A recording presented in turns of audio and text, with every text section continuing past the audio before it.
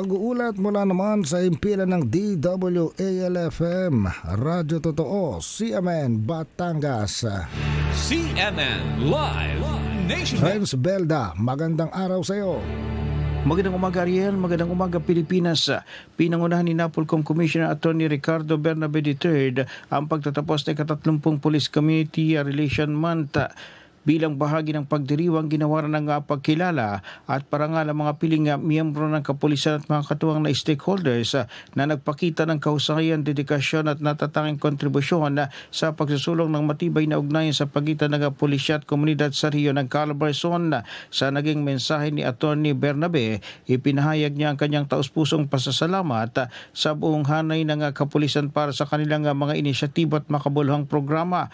Binigyang diin niya ang malaking tungkulin na gagampanan ng kapulisan upang makamit ang isang bagong Pilipinas. Nagpaabot din ng taus-pusong pasasalamat si Police Brigadier General Chaka Wangki, Regional Director ng PRO Calabarzon, sa lahat ng individual, unit at ahensyang nagtulong-tulong upang maisakatuparan ng matagumpay na pagdiriwang ng Police Community Relation Month sa buong rehiyon.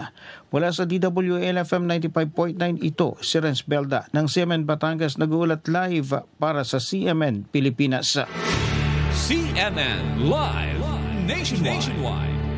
Maraming salamat, Renz Belda, mula po naman sa impilan ng DWALFM, Radyo Totoo, CMN Batangas.